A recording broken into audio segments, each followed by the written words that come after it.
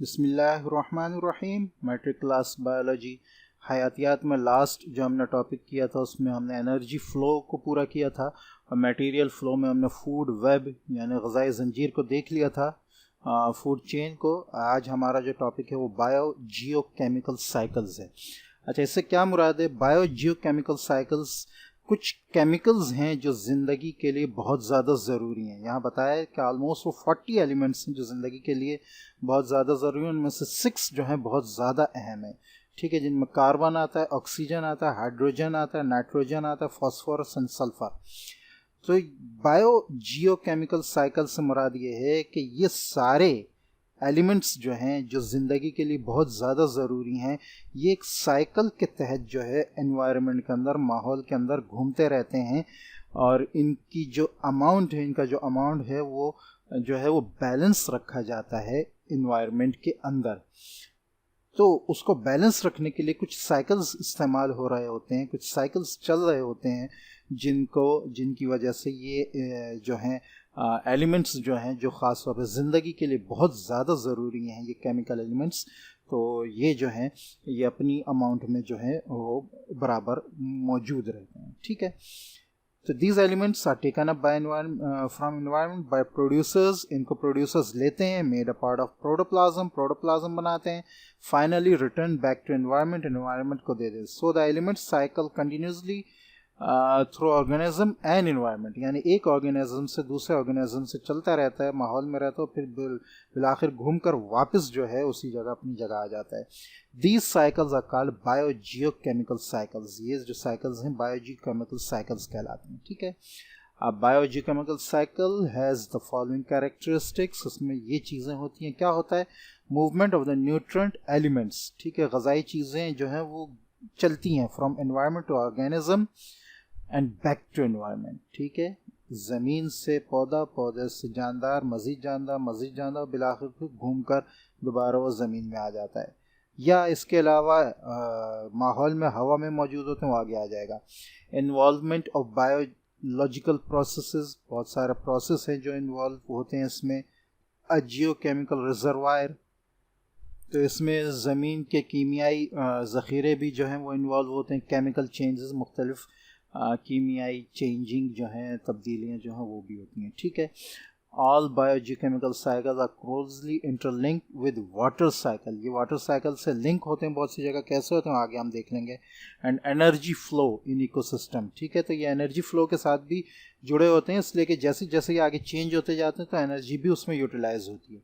Following are some important biogeochemical cycles. Biogeochemical cycles काफ़ी हैं, लेकिन यहाँ जो है मेरे ख्याल से सिर्फ 2 का जिक्र है।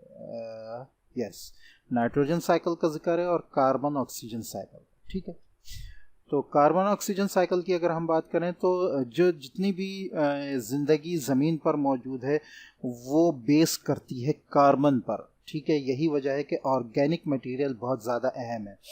It is needed for the formation of proteins. वो ये लहमियात को, प्रोटीन्स को बनाने के लिए बहुत ज़्यादा अहम है। कार्बोहाइड्रेट्स, फैट्स एंड बहुत सारी चीज़ों के लिए, ठीक है। कार्बन जो है वो कार्बन डाइऑक्साइड से आती है जो कि एटमॉस्फेयर में मौजूद होती है। प्लांट्स उसको लेते हैं, लेकर उसको जो है कन्वर्ट करते हैं और फोटोसिंथेसिस यानी ज़ियाए तालीफ के लिए जो है के साथ उसको जो है खाने में तब्दील करते हैं, ठीक है। कार्बन जो है इस तरह यूं कहें कि फूड चेन में आगे चलती रहती है। यानी पौधों ने क्या किया कि जो एटमॉस्फेयर में जो कार्बन मौजूद है, क्योंकि वो बायोजियोकेमिकल एलिमेंट है, ठीक है, उसको आगे ज़िंदगी के लिए उस चीज़ की बहुत ज़रूरत है। वो एटमॉस्फेयर से लेते हैं उसको और उससे मुख्तलिफ फूड चीज़ें बनाकर आगे मज़ीद जानदारों की तरफ उसको ट्रांसफ़र करते हैं उस कार्बन, ठीक है। Animal gate carbon by eating plants and animals. The amount of CO2 in the air stage the same. CO2 की अमाउंट जो है वो सेम रहती है। क्यों? Because it is return to the air as fast as plants take in it. Plants जैसे लेते हैं इसको, वो दूसरे जानदारों में जाकर दोबारा जो है वो एटमॉस्फेयर में, ज़मीन में या हवा में जो है वो दोबारा शामिल हो जाती है। Whereas decomposers set the CO2 free from bodies of dead organisms, ठीक है। तो जो डिकम्पोजर्स होते हैं, जब ये डेड होते हैं, मरते हैं दूसरे जानदार, चाहे वो पौधे हों, चाहे छोटे जानदार या बड़े जानदार, उसमें से CO2 को, कार्बन को जो है वो ऑर्गेनिक कंपाउंड को इनऑर्गेनिक में मज़ीद सिंपल कर कर दोबारा उनको उस शक्ल में लेकर आ जाते हैं। It is also return to air by combustion, that is burning of wood. ठीक है, जो कार्बन इस्तेमाल हुई होती है, लकड़ियों में चली गई होती है, उसको जलने से निकाल कर दोबारा उसको जो है माहौल में ले आते हैं। फ्यूल में भी इसी तरह जलकर ये वापस माहौल में आ जाती है। तो मकसद कहने का ये है, 2 इम्पॉर्टेंट लाइफ प्रोसेसेस, रेस्पायरेशन यानी निज़ाम तनफ़ुस और फोटोसिंथेसिस, ये बहुत ज़्यादा मदद करते हैं कार्बन और ऑक्सीजन की अमाउंट को बैलेंस रखने के लिए। ठीक है, इन सब चीज़ों का काम होता है, लेकिन इन दोनों का काम बहुत ज़्यादा है, रेस्पिरेशन का और फोटोसिंथेसिस ज़्यादा तालीफ का।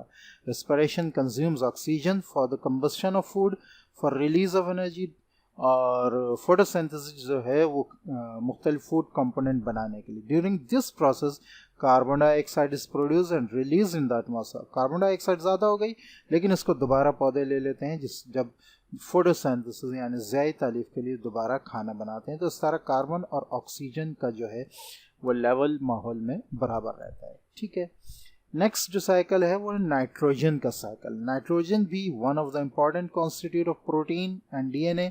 हमें पता है कि प्रोटीन का जो है जो सबसे बड़ा इम्पॉर्टेंट जो एलिमेंट है वो है नाइट्रोजन। ठीक है, और DNA भी उसी से बनता है। It is therefore an essential element in the structure of living thing.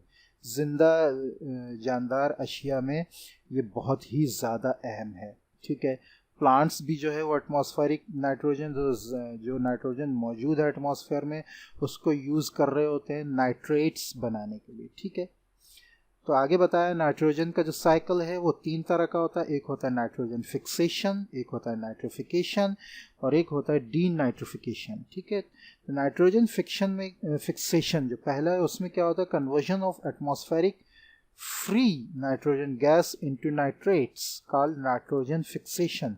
तो नाइट्रोजन फिक्सेशन में होता क्या है कि नाइट्रोजन जो उसमें मौजूद है, माहौल में मौजूद है, वो लाइटनिंग के साथ मिलकर, बिजली के साथ मिलकर जो है वो बनाती है। और बिजली के साथ जो है बिजली जब होती है तो उस ड्यूरिंग लाइटनिंग, ठीक है, तो वो ऑक्सीजन के साथ मिलकर नाइट्रेट बनाती है।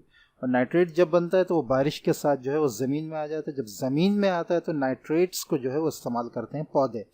तो इस तरह नाइट्रोजन की जो अमाउंट है वो माहौल में जो है वो कहना चाहिए एक तरह से फिक्स रहती है, बैलेंस रहती है। ये देखिए नाइट्रोजन बनी, ठीक है, ये लाइटनिंग के ज़रिए दोबारा ये ज़मीन में आ गई। ठीक है, इसको बैक्टीरिया वगैरह इस्तेमाल कर रहे हैं, मुख्तलिफ पौधे वगैरह इस्तेमाल कर रहे हैं। ठीक है, इनको दोबारा पौधे, इस तरह ये यूँ जो है नाइट्रोजन पूरे माहौल में घूमती रहती है। ठीक है, अच्छा, एटमॉस्फेरिक नाइट्रोजन जो है वो 3 टाइप्स के बैक्टीरिया उसको जो है वो फिक्स कर रहे होते हैं। एक ग्रुप वाटर में मौजूद होता है, ठीक है, जो साइनोबैक्टीरिया कहलाता है, ये फोटोसिंथेटिक होते हैं।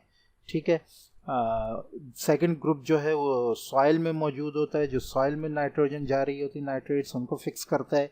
और तीसरा ग्रुप जो है वो रूट्स के साथ मौजूद होता है। तो ये सारे जो बैक्टीरिया हैं ये नाइट्रोजन फिक्सिंग बैक्टीरिया कहलाते हैं। तो इस तरह पूरा माहौल में जो नाइट्रोजन होती है वो फिक्स रहती है, बैलेंस रहती है। ठीक है, दूसरा जो नाइट्रोजन के साइकिल है वो है नाइट्रिफिकेशन।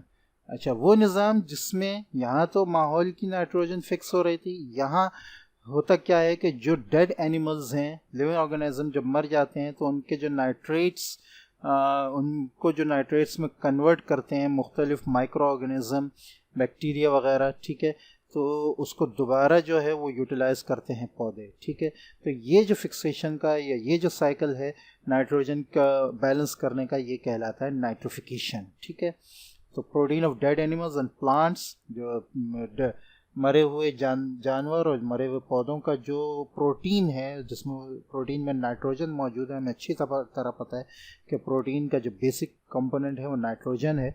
तो उसमें इसी तरह एक्सक्रीटरी वेस्ट जो होता है, यानी जो फुजला होता है जानदार का, जिसमें अमोनिया, यूरिया, यूरिक एसिड, इन सब में जो नाइट्रोजन वेस्ट है, ये ज़मीन में मौजूद जो छोटे माइक्रो ऑर्गेनिजम्स होते हैं, बैक्टीरिया वगैरह होते हैं, वो इसको दोबारा एब्जॉर्ब करते हैं और उसको पौधों के दोबारा इस्तेमाल के काबिल बनाते हैं। ठीक है, तीसरा जो प्रोसेस है वो है डीनाइट्रिफिकेशन। ठीक है, ये वहाँ होता है जहाँ एनारोबिक कंडीशंस होती है, यानी ऑक्सीजन वगैरह की मकदार कम होती है। ठीक है, तो ये इसको जो है वो बैक्टीरिया यूटिलाइज कर रहे होते हैं। इधर जो कहना चाहिए सॉइल के अंदर जब ये चीज़ें जाती हैं या तो ये बैक्टीरिया जो हैं इनको दोबारा जो है अमोनिया और नाइट्रेट्स में कन्वर्ट करके माहौल में दोबारा छोड़ देते हैं। यहाँ प्लांट्स यूटिलाइज नहीं कर रहे बल्कि ये माहौल में दोबारा जो है वो शामिल हो जाती है, which is release in the air, हवा में दोबारा आ जाती है, so as to complete the cycle, ताकि साइकिल कंप्लीट हो जाए and to keep the nitrogen balance in nature. तो नाइट्रोजन की अमाउंट भी जो है वो बैलेंस रहती है। तो बुनियादी तौर पर नाइट्रोजन, कार्बन और ऑक्सीजन ये तीन बड़े एलिमेंट हैं जो कि बायोजियोकेमिकल एलिमेंट हैं, ज़िंदगी के लिए बहुत ज़्यादा ज़रूरी हैं। उनकी अमाउंट का बैलेंस रहना बहुत ज़्यादा ज़रूरी है, जिसके लिए ये दोनों साइकिल काम कर रहे होते हैं, एक कार्बन ऑक्सीजन साइकिल और एक नाइट्रोजन साइकिल। ठीक है, इंशाल्लाह हम नेक्स्ट क्लास में जो है वो इंट्रैक्शन इन द इकोसिस्टम को जो है वो पढ़ेंगे।